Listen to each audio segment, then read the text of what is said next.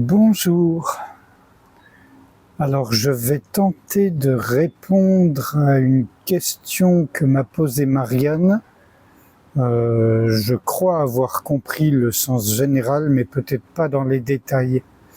Ce que j'ai compris, c'est qu'est-ce qu'on fait des souhaits qu'on a quand pourtant on a retrouvé sa véritable nature. Alors, c'est un peu en lien avec ma dernière vidéo perso, me semble-t-il, et avec pas mal d'autres en réalité. C'est que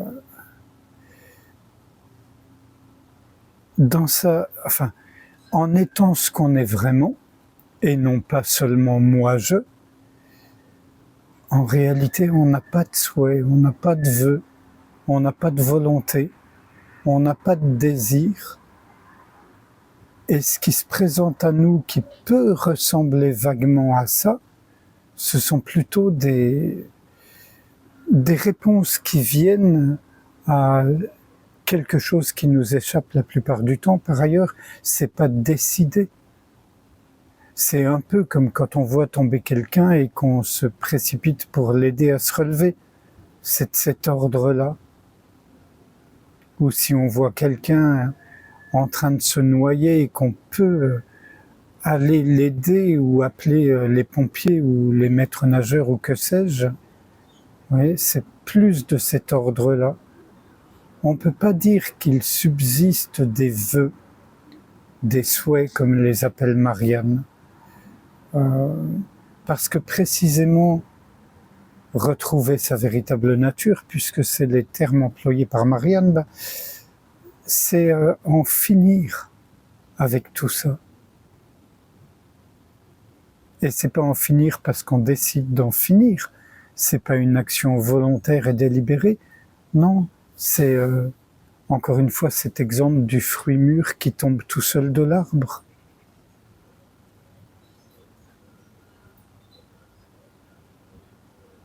C'est-à-dire qu'on vit notre vie simplement ouvert, et c'est cette ouverture qui guide nos pas. On ne peut pas rester sans rien faire, mais on peut rester sans ambition et sans projet égocentré, disons, ou égocentrique si vous préférez. Parce que c'est ça le truc avec les souhaits et les vœux tels que je les comprends.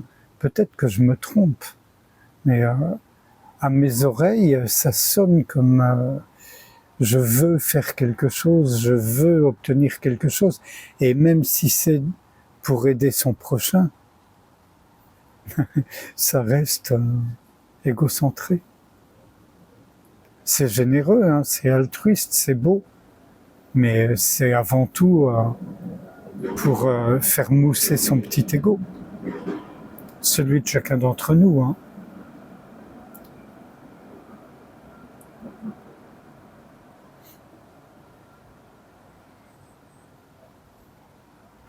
Donc, je suis un peu embarrassé avec cette question. Je viens de dire pourquoi. À mon sens, une fois qu'on a reconnu ce qu'on est vraiment, cet espace infiniment ouvert, il n'y a absolument plus de place, selon moi, pour les vœux, les souhaits, les désirs, les envies, voilà. Alors tout ça peut subsister, mais ça concerne l'individu. Et on le voit. Libre à nous d'y aller ou pas d'y aller. Mais d'y aller en conscience et sans s'impliquer dedans. Je vais donner un exemple qui n'est pas forcément le bon, mais je suis musicien, j'aime vraiment la musique. Ça fait partie de ma vie d'individu. Et parfois me viennent des élans ou des idées. Le terme n'est pas bon parce que c'est plus des musiques que des idées. Et j'ai envie d'attraper mon instrument et de jouer.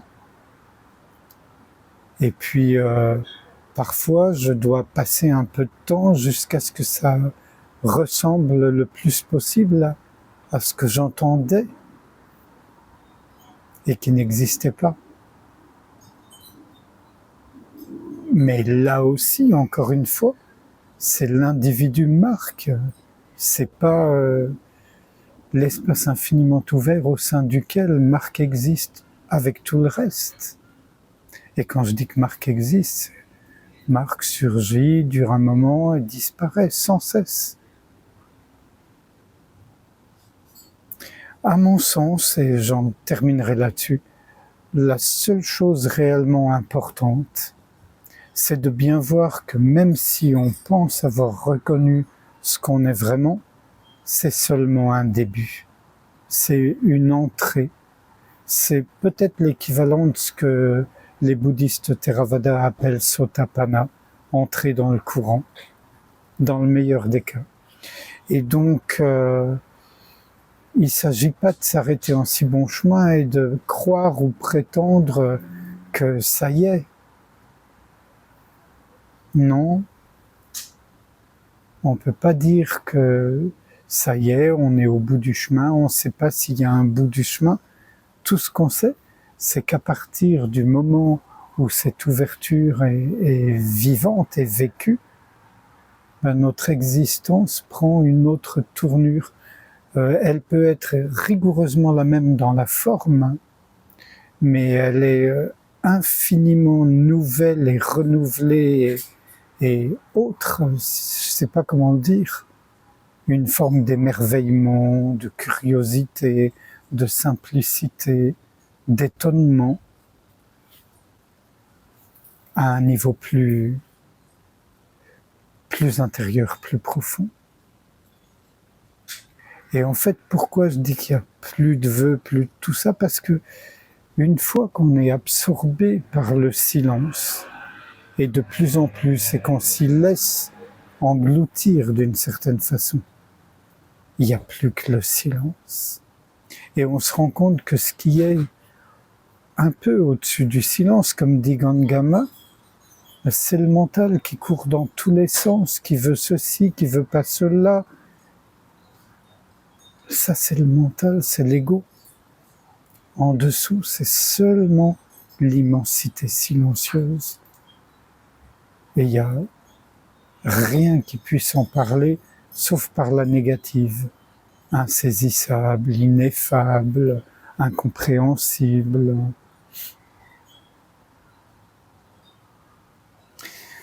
Voilà, donc sans réfléchir à ce qui vient d'être dit, je vous propose qu'on passe un instant ensemble en silence, à ne rien vouloir, à ne rien chercher, à ne rien chasser, à ne rien vouloir transformer, simplement être là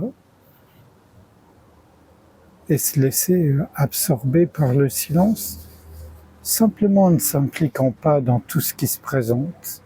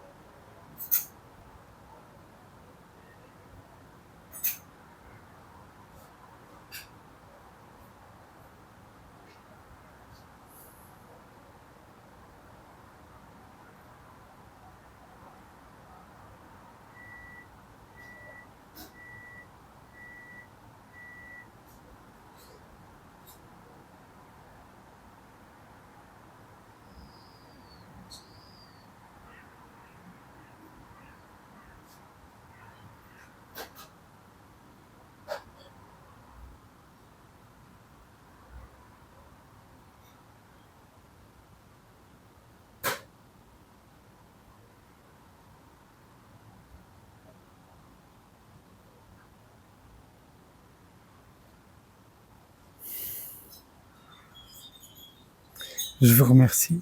À bientôt.